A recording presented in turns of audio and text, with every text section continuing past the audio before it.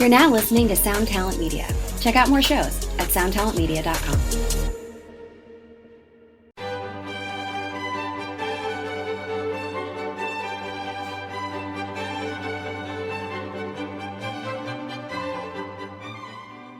Oh, hello there. I didn't see you come in.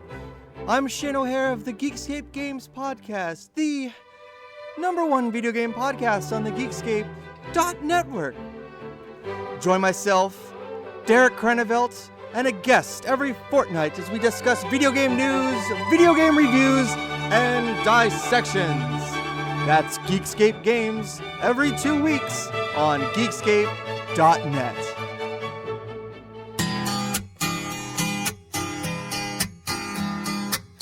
Baby, set me free from this misery. BBMak had it all. Good looks, great harmonies, relatable lyrics, and a smash hit single with Back Here. Despite the trio's massive success in 1999, they broke up shortly after the release of their second album a few years later. It took them over 15 years to finally reunite, but did the world miss them, want them, need them so? We're joined once again by comedian and Between Awesome and Disaster podcast host Will Carey to decide if BBMak are the ones we can't let go, or if we were lucky to be set free from the misery.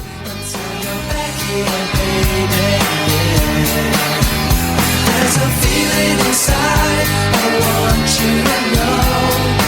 You are the one and I can't let you go. One hit is all you need to make the money guaranteed, and you can live off royalties forever.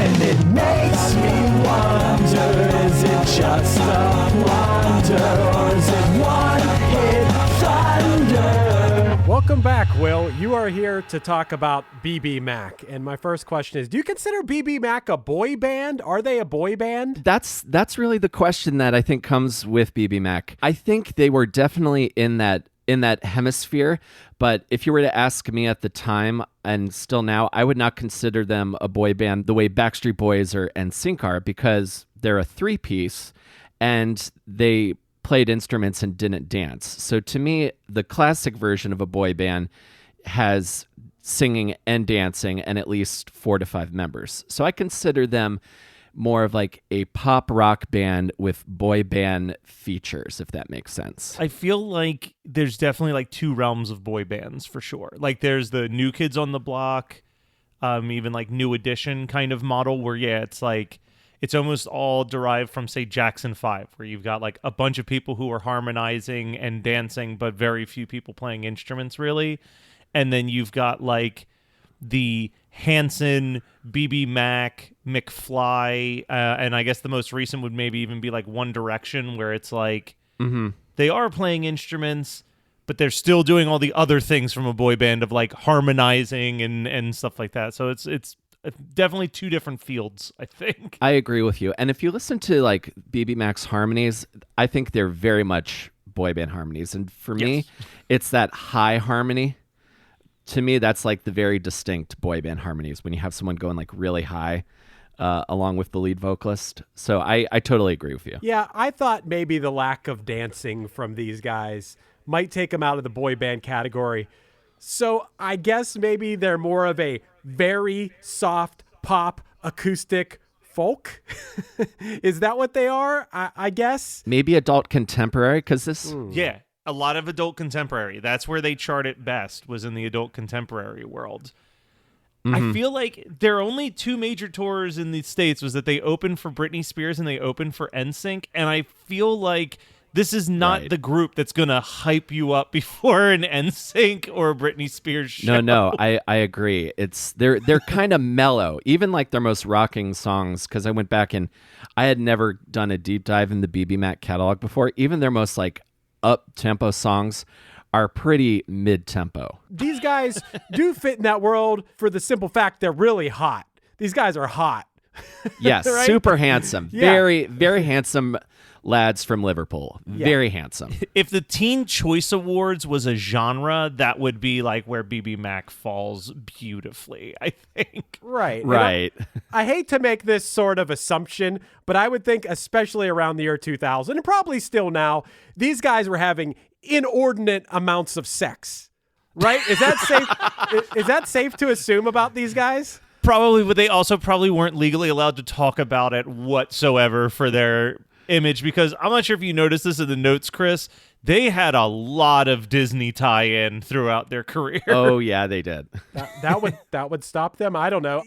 This is an interesting one. I feel like these guys would be very easy to make fun of, but this song is undeniably catchy. And one thing I want to note real quick, if you're listening to this in the UK, it's probably, again, one of those situations where you're like, what are you talking about, BBMak's a one-hit wonder? I don't see this often, but we kind of helped BBMak become more popular in the UK. Yes, we So did. when this song was originally released, it peaked at like 38 on the UK charts, but then it blew up in America, so they decided to re-release the single in the UK, and then it hit like 5 in the UK chart. So one of the rare times that America really helped those UK artists find their UK audience, I guess. I might actually prefer this song to a lot of the American boy bands' songs. I think. But that being said, these lyrics of this song, granted, they work very well phonetically, like they sing very nicely, but these are the lowest common denominator atrocious lyrics. These are so bad and so unoriginal, so much so that I actually, before we started recording, I sent Matt a dramatic, sensual reading of the first verse and chorus, which, Matt, if you don't mind, you can roll that now. Baby, set me free from this misery. I can't take it no more. Since you ran away, nothing's been the same. Don't know what I'm living for. Here I am, so alone, and there's nothing in this world I can do. Until you're back here, baby. Miss you, want you, need you so. Until you're back here, baby. Yeah, there's a feeling inside I want you to know. You are the one, and I can't let you go. That's amazing.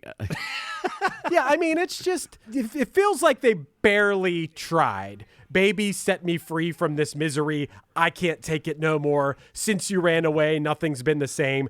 Don't know what I'm living for. These are very middle school. Like, I can't believe a full-grown adult would write that down. Yeah, it's like the song you write like your first 2 years after you get an acoustic guitar, and you've just learned how to play like big campfire chords, and you learn, and these are the chords of the song. Like, I think the verse is like E minor, C, and then it goes into like G, D, C. So it's like the first 4 chords you learn, and then it's like the first song you write. It has very much My First Song kind of tone-wise written all very over much guy at a party picks up an acoustic guitar and starts playing type of energy, I think, too. I mean, granted, the vocal performances are awesome. Mad props to BBMak for that. They have, all 3 of these guys have great voices. They sing perfectly. They harmonize perfectly. I think the songs, and I dug a little deeper into their catalog too. I think the songs leave a lot to be desired. I think they are very lowest common denominator. I feel like the entire success of this song, and they actually kind of said, like, this was one of the quickest songs that they wrote. They said they wrote this in about 45 minutes. Classic thing that I've learned from listening to the Krista Makes podcast, how many hit songs were the ones that were kind of like just fell together. But they said that as soon as they started playing the opening strum to the song, they were like, yeah, this song's going to do something. Like, they just kind of knew that they had like as soon as people heard that strum, they were going to be like, ooh, what is this? But honestly, this entire song, as Chris is talking about the lyrics, I've heard this song a million times. I've played this song at parties before. It's like no one actually remembers the lyrics, so they just kind of hum it after that. So it's like, there's nothing in the world I can do until you're back here, baby. Ba-da-da-ba-da-da-ba-da-ba, till you're back here, baby. Yeah, okay. And then there's lots of, in the second verse, lots of Da, da, da, da, da, da, da, da, da, da. And then if you listen, because, I feel like lots of pop songs, like if you read the lyrics, have like a lot of different tone. So the second verse, like, it plays totally into that, like, girl, I messed up. I need you back. Like again, the singer of the song is not the good guy. He told her lies, made you cry. Baby, I was so wrong. Now my love is true. How many times has that been said? I know I messed up, but I'm different now, and things are gonna be different, baby. Are we supposed to feel bad for these hot guys because they screwed over some girl and now they won her back? Are we supposed to sympathize with them here? But it's the one girl that all three of them simultaneously cannot live without. So like. I don't know if It's like a group situation.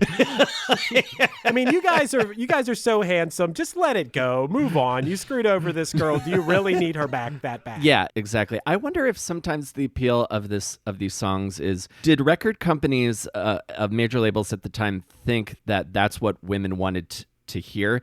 They wanted like very hot guys singing apology songs to them. Is that what major labels thought women wanted? That is a good point, man. I mean, I'm sure there were, a lot of young people, be it, in this situation, it's either young women or young gay men who were screwed over by somebody, and all they want is for that person they think is really hot to sing an apology song to them. And this definitely serves as that, I'm sure. Right. One of the things that I think is really funny, because we are talking about BBMak and how attractive they are, and it's like in our minds, it's like, all right, three attractive dudes with guitars who can sing really well. Like, this seems like a total slam dunk as far as like what a label would sign. But I kind of like, when I was reading about the formation of this band, it really felt like these dudes kind of hustled a little bit more than I would imagine just like three extremely attractive guys who can sing would hustle,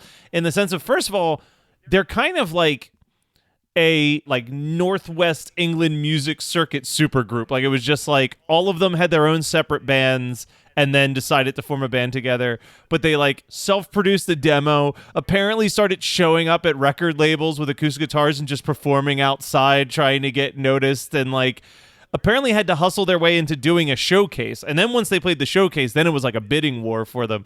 But it's like, I feel like all you need is like, hey, here's a song of us singing, here's a picture of us, give us a record contract, please. It's 2000 and you're looking for hot guys for bands. I respect the hustle. Yeah, like, yeah. There's some like, and they definitely played like the local circuit. So I respect that as well. I was actually going to ask you about this, how you felt about this, Chris, based on our talk of the Click 5 and the sort of like put together nature by the record label. I don't think this situation applies here. I don't know if they did. They're obviously not doing tons of tours and vans, but I feel like they probably paid some dues and put the work in. Yeah, this isn't a Lou Pearlman situation. It seems like, anyway, from what I've read, these are three guys who knew what they were doing, and maybe, I watched on YouTube, I don't know what year it was from, but I feel like it was in the past decade or so. I watched a live performance of them on like a affiliate of one of the major networks' morning show. They were playing a show somewhere, and I watched them play as guys who appeared to be in their mid-40s. Still look great. Mm-hmm. They're in great shape, all still handsome, and they performed this song live, and the harmonies were perfect. The singing was perfect, and, I really got to respect that. I mean, especially at this time, 2000 was the year that this song hit, and I actually think I can honestly say I probably prefer a song like this that is unapologetically pop than I would some cheesy-ass pop-punk band at the time that was big. I honestly think that I would way prefer this over someone putting on, the eyeliner and the punk outfit or whatever. These guys are like, okay, we look good in a T-shirt. We work out. We maybe got, a nice hairstyle, and we sing perfectly. I think my only complaint in digging into these guys, I watched some other songs, watched some music video. For example, they have this one song. And Will, I don't know, did you go deeper into their catalog? I should ask you that first, or were you just a fan of this particular song? At the time, I was just a fan of this particular song because I was 14 when this came out. So I'm about a year before I started like playing guitar and doing theater. So I'm a year before I really came into myself. I was still like a casual pop radio listener. So I was listening to, this was in my like Goo Goo Dolls orbit because I really liked the Goo Goo Dolls, and I could put them in the same general category of pretty dudes with pop rock songs. Right. Side note, great comparison, because BBMak, in their run of doing songs for Disney movies, covered a Goo Goo Dolls song for the movie Treasure Planet. So there was definitely some type of influence going on with them and the Goo Goo Dolls. I can absolutely hear back here fitting right in there with like Name and Iris and like that era of Goo Goo Dolls for sure. Goo Goo Dolls is a good comparison too, but what is it about Goo Goo Dolls just actually kind of rocked? And these guys never rock. Well, no, they definitely because Goo Goo Dolls don't. also have a punk rock background. Like because Goo Goo Dolls formed in like '86. And were like a CBGB's band. Like they blew up on like their 5th album when they did like an acoustic ballad that people kind of started playing on the radio, and then they kind of did a Sugar Ray move where they're like, okay, well that seems to be working, and we're having fun playing that music, so why not kind of lean more into that? But I think because they like grew up in that punk scene originally, they always had a little bit more edge. Even if they had like an acoustic song, it felt powerful compared to like if you were always just an acoustic trio. I don't think you're really trying to impress. I don't know. I feel like you're playing CBGBs in '86. You know that you have to really put on a presentation to win over a crowd. Versus if you're just playing an acoustic guitar for a record company, you're probably not really thrown into the fire in that kind of way. Oh, totally. And I've since and in preparation for this episode, I wanted to answer the other part of your question, Chris. I did go and listen to the rest of that debut album, and then I had also remembered hearing their follow-up single that didn't do as well, and then listening to the album they put out in 2018. It's not anything I think is going to enter my rotation regularly, but I think their later stuff, they definitely started to lean more into that more like pop rock sound. But there's not a ton of edge to BBMak's music. It is a big old plate of cheese fries. Yeah. It is just comforting, and you know what you're getting, and you're happy about it for the moment. I have a note here. My note about it is, honestly, these guys are great, and I'd almost listen to them, but I wouldn't. And so what I was getting to, Will, back 5 minutes ago when I asked you if you did celebrate more of their catalog at the time, was they have these really over dramatic songs. For example, go on YouTube and check out the song "The Ghost of You and Me," and watch the music video for it. It really goes like above and beyond me being able to say that it's good, because the music video is ridiculous. It's just they're on a beach and it's just a super dramatic song, and it's the colors in the video are very vibrant that really accentuate like the color of their eyes and things. And then they're on the beach, they're trying to look as hot as possible, and then they see whatever the love interest walking from the water towards them, but then she kind of evaporates into the air like she's disappeared. And it's just, it's really over the top, so much so that I can't imagine that these guys made that video, then watched it back and weren't just like cringing at that moment, let alone 20 years later. I can't imagine, or it's just mind-boggling to me that these guys would watch that and go, you know what, I'm really proud of this. It's just the money, right. And they spent, oh my God, they probably spent $250,000 on the music video. What they could have done with that, I mean, I'm assuming that maybe they got a deal. Let's say they even spent $50,000 on it. They could have made some inventive, unique, cool music video. Instead, they just wanted to look hot. Look as hot as possible. And I can't get down with that too much. But I wonder how much input a band like BBMak really gets on their music videos, and how much of that is like record company and everybody else being like, no, this is what's going to sell. Like, dude, LFO, I'm sure we're going to talk about LFO at some point in this podcast, even though technically they had 2 hits, and I'm going to say that right out the gate. But like, one of their songs is literally just them wandering around the beach shirtless, rapping at the camera, and then like another video is like them all sitting on a couch, like being boyishly funny, like throwing snacks at each other for the song "Girl on TV." Like, but then I listened to the vocalist. Well, R.I.P. now. Rich Cronin has died in the last decade from some leukemia. Very sad story. We'll get into it when we do an LFO episode. But he was like absolutely filthy. Like, you listen to him talk, and he had like the filthiest sense of humor. Was like totally did not like having to do the boy band image. Like, that was never his intention. Like, he got signed as just a white rapper. And then they were like, hey, we're going to throw these 2 other guys on the background of these tracks because, like, boy bands are selling better than white rappers right now. And, like, just was like, yeah, whatever. Like, he's like, I had so little input in any of that. And also, he was kind of a Lou Pearlman situation where he walked off with $0 for, like, all of the stuff that LFO put out. So, like, I think that if you were in a 3-man guy group, your input on image and music videos was very minimal. What's up, everybody? I am Finn McKenty, host of the Punk Rock NBA podcast, part of the Sound Talent Media podcast network. My podcast is all about doing what you love for a living, and every week I sit down and talk to people who have done exactly that. For example, musicians like Tommy from Between the Buried and Me, Matt from Periphery, Lil Lotus and Shinigami, among many others, photographers, artists, designers, YouTubers like Glenn Fricker and Sarah Dici, and I unpack exactly how they got to where they are today with the goal of helping you do the same. So if that sounds cool, you can listen and subscribe at soundtalentmedia.com, and I'll see you there. Hello out there. Yes, hello out there, everyone. I'm Hal Schwartz. And I'm Flynn McLean. Together we host None But the Brave, a podcast dedicated to the music and career of Bruce Springsteen. Bruce and E Street Band are on tour right now for the first time in 6 years, and we're taking a detailed look at what's happening on stage in our bi-weekly episodes. We've also been recently joined by some very exciting guests, including rock journalist Warren Zanes and Stephen Hayden, Backstreet's Magazine founder Charles Cross, and Barstool's Kirk Minahan. If you're a diehard Springsteen fan, this is the show for you. So please subscribe to None But the Brave on your favorite podcasting platform, and we hope to see you further on up the road. Thank you so much.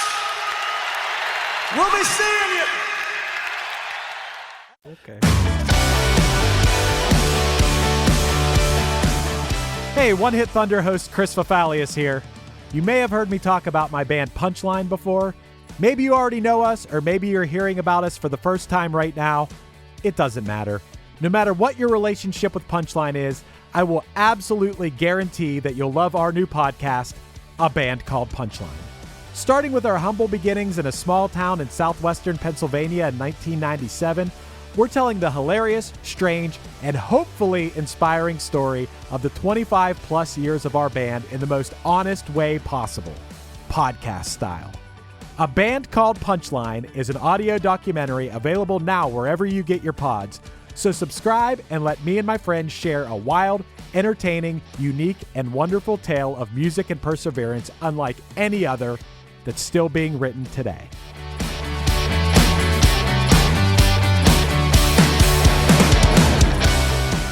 Chris, can I ask you, the music video where they're on the beach, are we shirtless, or we have button-ups that are unbuttoned? I believe shirts. I believe they're wearing shirts, but it's definitely filmed in a way that they want to accentuate these guys are hot. Like, we get it, BBMak. Okay. You're hot, okay? We get the point here. This is just opinion, but maybe at some point that's just an accepted thing, and you try to go past that in your artistic vision. And I think that maybe that's why we're calling these guys a one-hit wonder, because they obviously had talent. They obviously had great voices, and they harmonized well together. And I have to mention this to Matt and our listeners. We recently had a guest. My friend Mike Myers hosts a podcast called Songwriting for Guitar. You should check it out. But he did an episode where Christian Burns was a guest. And Christian Burns is still involved in music. I believe he still writes songs. I think he may give lessons or something along those lines. He helps develop artists in one way or another, I believe. And he seemed like a cool guy and a very musical guy. And I would be interested to hear if these guys could do it all over again, if they would have tried to have maybe not focus so much on how hot they are and maybe tried to push the focus more towards how good they were at what they did. Yeah. That would be my complaint, I guess, about them, because like I said, year 2000, I was starting to get a little bit more open-minded, maybe a little bit past judging something based on the fact that it wasn't necessarily from the world of punk rock, or I could have probably gotten past that. But how was a young person in my situation supposed to give these guys a chance? How was I supposed to be that open-minded? I may have been able to had, I don't know, that not been the total focal point of these guys, is just, oh, they're hot. That's it, you know? No, I understand. I think that understands completely. Like the packaging and image, I'm inclined to lean more on that as being record label decisions, but their packaging and image is very much geared towards the tail end of the teen pop craze. Sure. And the tons of, and the arena full of screaming girls. What if there's an alternate timeline where BBMak are like indie darlings the way Hanson became indie darlings? Sure. Yeah. I mean, that's a good point. They had the talent to be indie darlings. I don't know if the songs necessarily fit that. But you know what the other big difference is? And I hate, look, all these dudes from BBMak actually seem really sweet. So I hate what I'm about to say. Hanson never gave up. BBMak called it quits in the middle of their second album's release. So it's like, you know how you become an indie darling is you keep putting out records. Right. Yeah, for sure. That's another thing. I mean, we're going to get to the Thunderverse blunder thing, but that's one thing now 100+ episodes into this where Matt and I think we tend to agree on this, that some of these artists have a hit and maybe don't have the follow-up hit, but that hit provides them with a career because that gives them the funding to then go on and create all kinds of music. And then you have the artists who had the one hit and then, their second and third singles didn't hit. So they're like, okay, screw it. We give up. And that is weak as hell. I agree. It's weak as hell. And I feel like there's the two buckets, because there's also like something that Chris and I were texting about earlier today, honestly, the bucket where it's like you either just keep being a band and like you pull a Wheatus essentially, where like Wheatus can still play big venues all over the world because like they never stopped putting out records. Or you do like the guy from Semisonic or New Radicals, where you turn that one hit into like a really prolific songwriting career. I feel like BBMak also has the downside of like, even if they were writing their own songs, because they were kind of lumped into that boy band bucket, I don't think anyone's looking at them as songwriters, right? So it's like, no, even if they not. were songwriters, I don't think that was going to be an easy option for them as well. So we talked about this with Five, because Five was, I think, the biggest bane to Chris's existence for how quickly they threw in the towel post their big hit. But I guess there is also an element where BBMak falls into a different category of Five, because, like, as we joked about in that episode, there's not like an underground indie show where a boy band can go and perform. Really, like, the boy band's options are arenas and coliseums and not much in between. But like BBMak could have absolutely done like smaller gigs, put out like indie records as this acoustic trio, and like had a whole second wave in a totally different genre. They could have been like a Guster or like a Dispatch or like one of those other like well-respected 3-piece acoustic bands that are out there. That's a great point, Matt, because I could absolutely also see them like, again, because they were charting big on the adult contemporary charts, and like the kind of bands who you often their songs you hear on like ABC dramas or stuff like that, like very like emotional singer-songwriter types. I could totally see them playing with like a Joshua Radin or the Weepies or other acoustic groups. And fitting in. Yeah, they had no reason. I mean, unless they just really disliked each other at that time, like I don't see why you would stop, regardless on if the hits were good or not.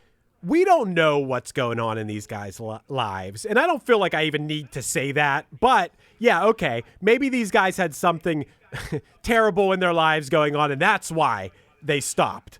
But I find it hard to sympathize when you have major success, and with that success inevitably comes money, especially if you go out and do shows at the height of your popularity. You're making mad money to be able to continue making music. And for these guys to throw in the towel, I don't have too much respect for that. But, Will, to your point about them kind of being swept up in the whole boy band thing, when this song peaked at number 13 on July 28th of 2000, the number one song at the time is It's Gonna Be Me by NSYNC. So they were very much in the thick. Whether they were a boy band or not, they're very much at the height of that particular boom of boy bands. Other songs in the top 10 at that time were like Destiny's Child, Jumpin', Jumpin'.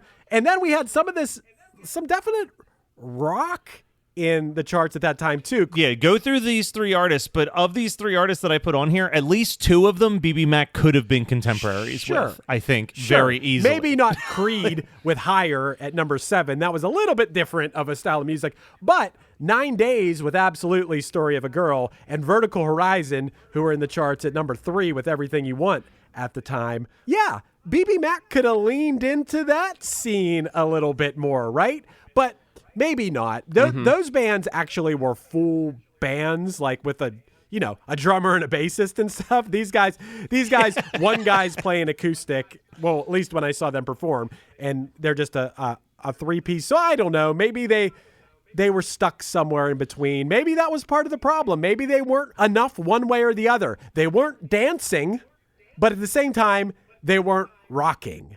So maybe that's where they fell short. I'm going to push back on that again, though, because if the origins of the band are true and they were all in different bands in the UK and then met each other from playing shows, you didn't have any bassist or drummer friends that you could call and say, hey, we're starting to blow up. Do you want to become part of the band full time?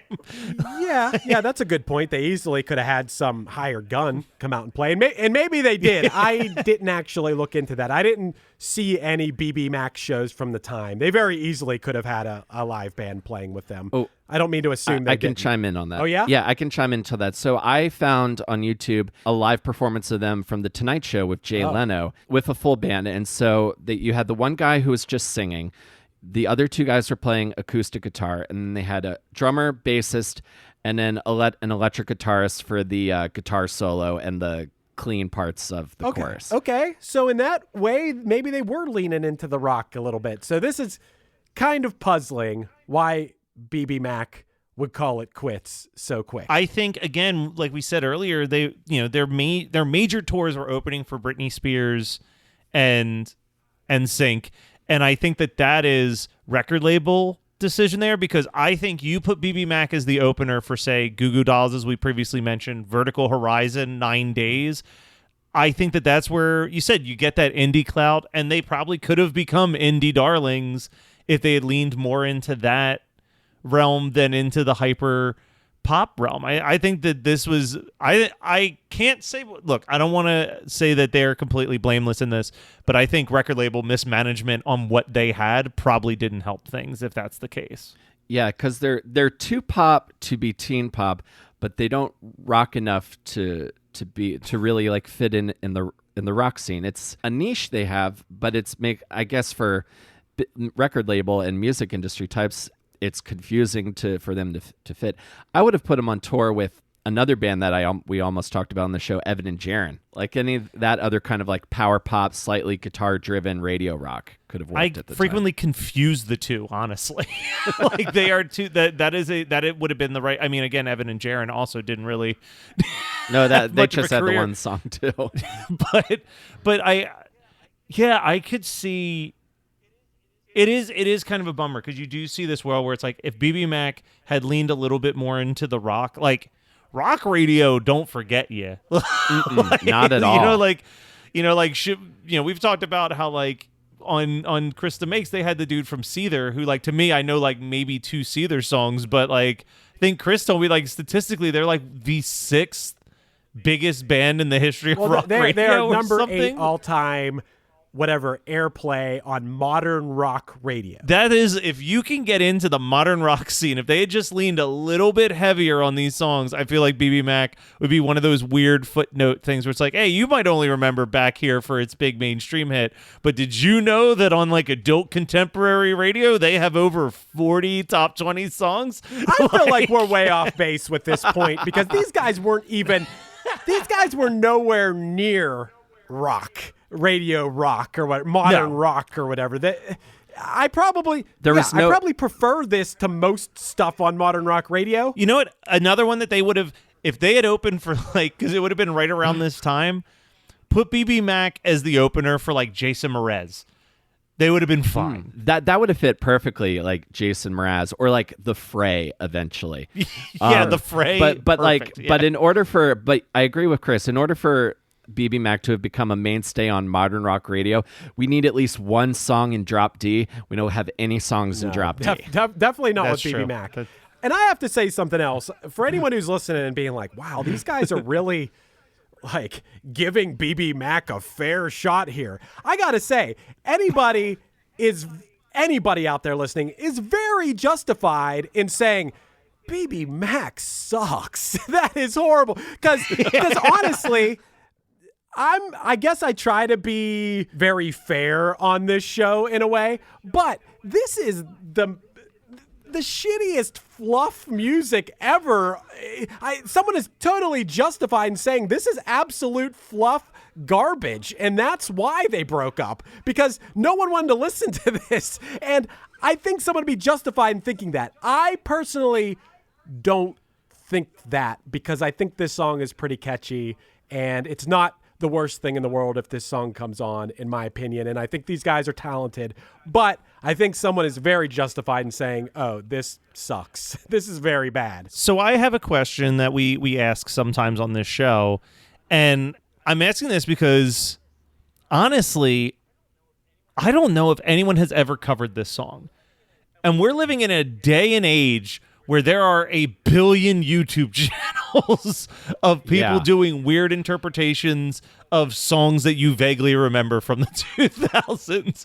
And like, I don't think that there has ever been any genre cover of this song. So I'm curious, who would you assign to do a cover of this song to give it a new life? 5 Seconds of Summer. Okay, I'm not really too familiar with them. I think I know what they sound like. In my opinion, all the younger artists who are popular now, who I know anyway, are way too cool. Way too cool and creative and original to cover this song. Like, first person that popped in my mind was like Dominic Fike. And he's so good and original and creative that like he'd listen to this song and be like, fuck that. Or like Billie Eilish. She's not going to cover this song. Like these. No. Yeah. Here's what I was thinking, Chris. I don't think that anyone's going to ever cover this song. Right.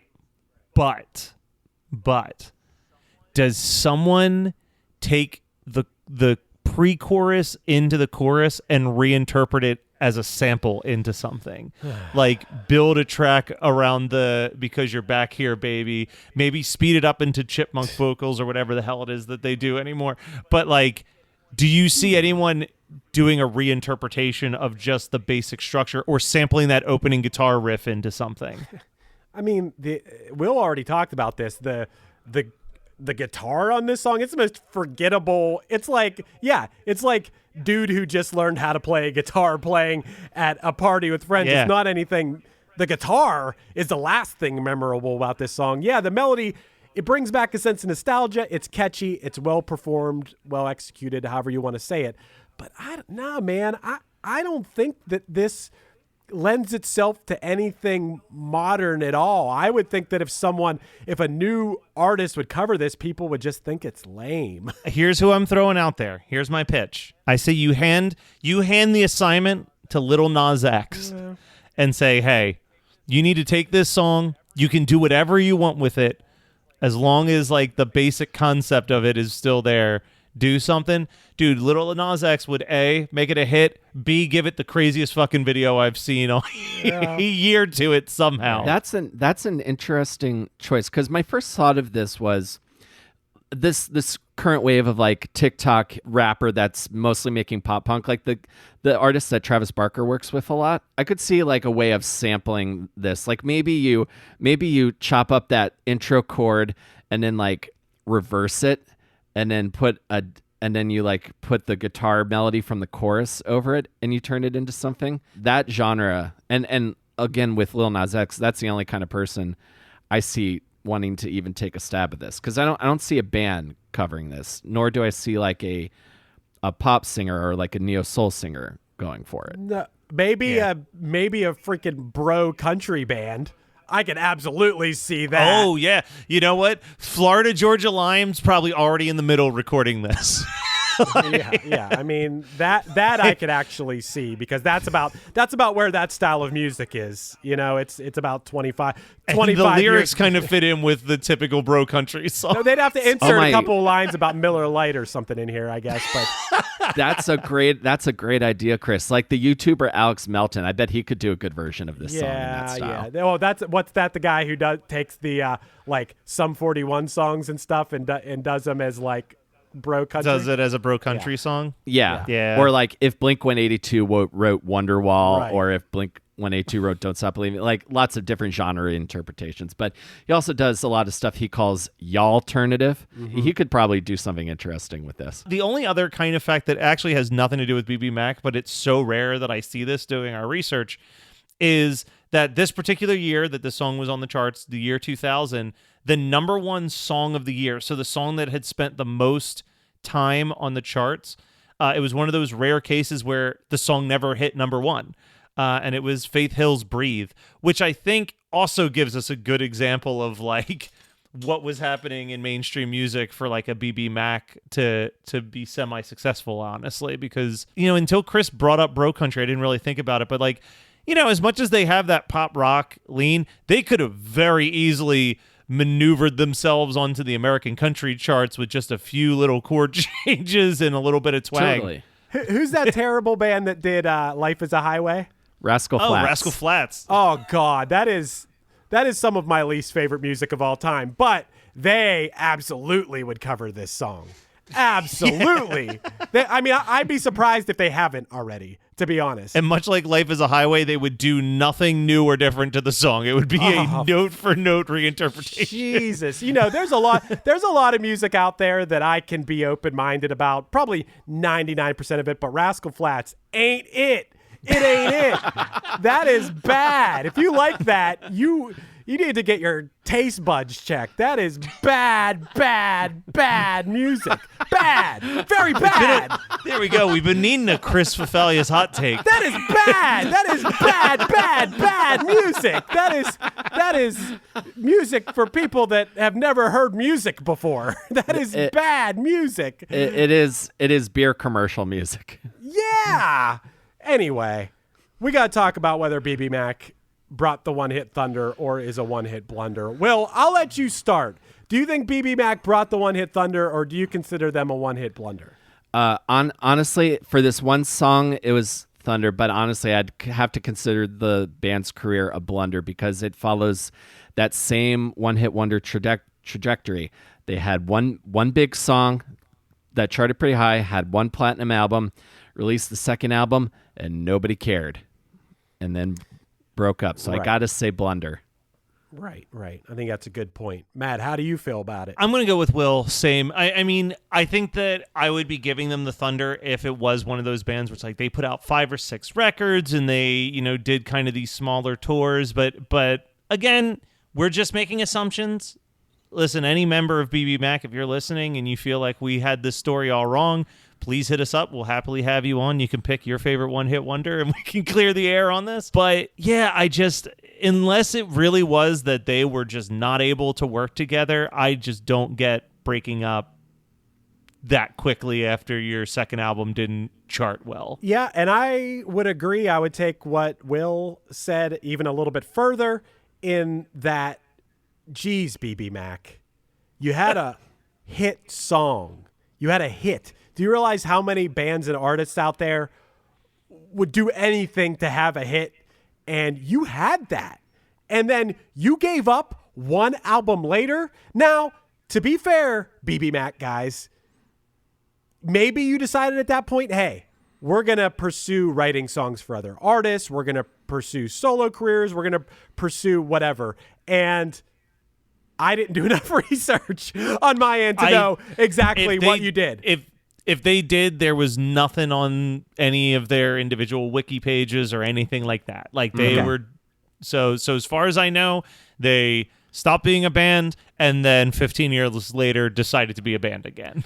Okay, right. So my point is valid. That is some major weak quitter shit right there. Yeah.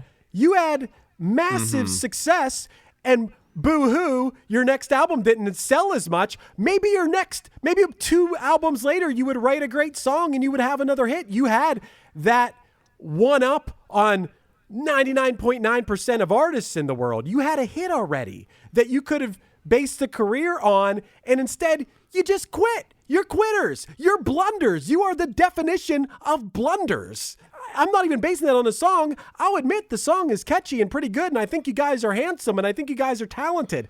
But you didn't put the work in. You gave up. Quitters. Blunder. Hard blunder. You guys are major blunders. I want everyone to listen back to the very end of that because I've never heard Chris sound more like Alf in my entire life. I have no sympathy for, okay, say they released 3 or 4 more albums. Life was hard. No money was being made. They had to pay the bills. They had to go work in a factory. I respect that. Like but the next album, that was it.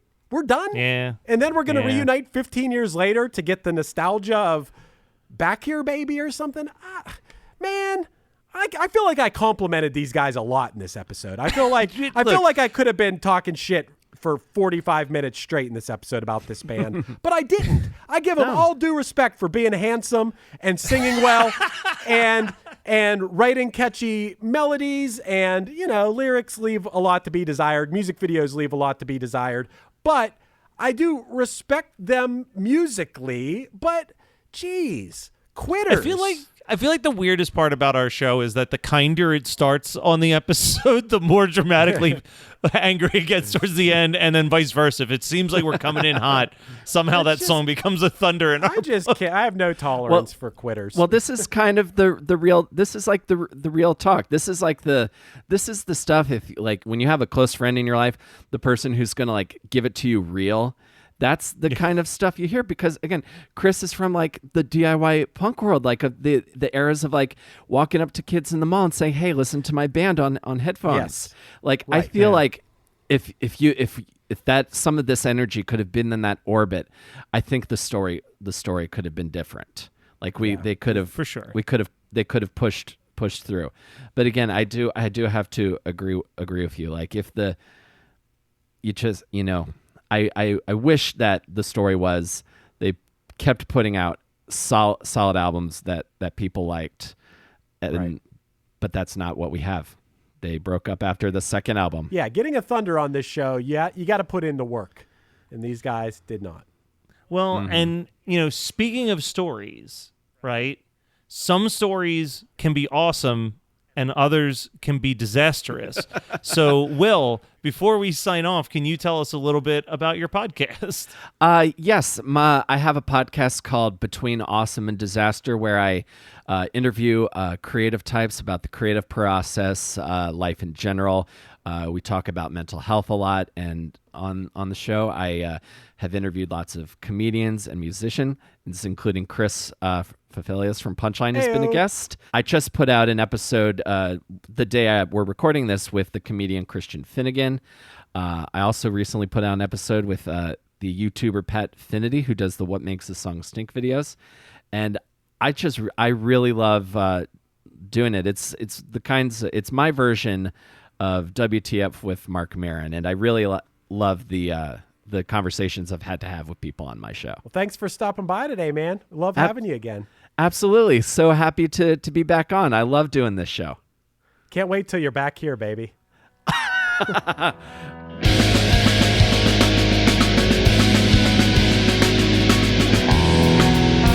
this tape, soundtrack to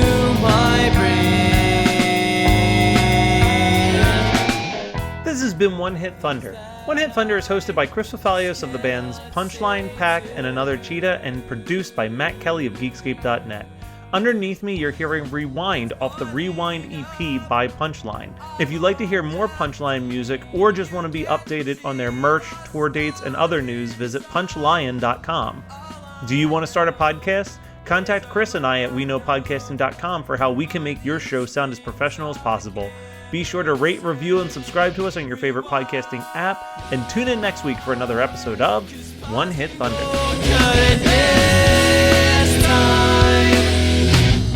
You might, so why can't you understand my mind?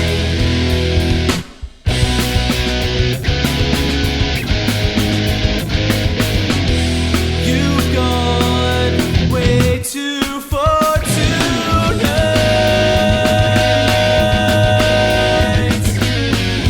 You've gone way too far tonight.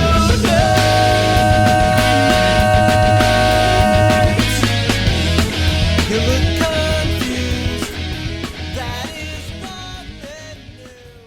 Hey, do you have an idea for a podcast but don't know where to start?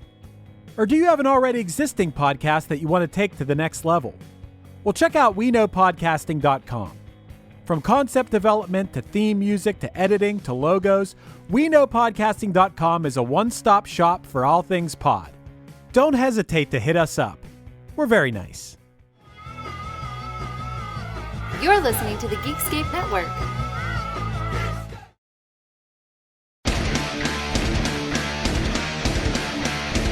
Hey there, I am Johnny Christ from Avenged Sevenfold, and I've got a podcast called Drinks with Johnny you're going to want to check out.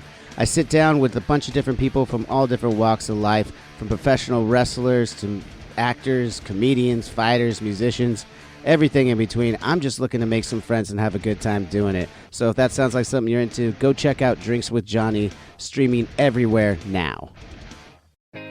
Hi, this is Krista Makes, host of Krista Makes a Podcast. The theme of the podcast is songwriting. Each week, my musical guest picks a defining song from their career to discuss, critique, and analyze during the show. So please join me for some fun and insight into some of the greatest songs ever written and recorded. Listen and subscribe at soundtalentmedia.com.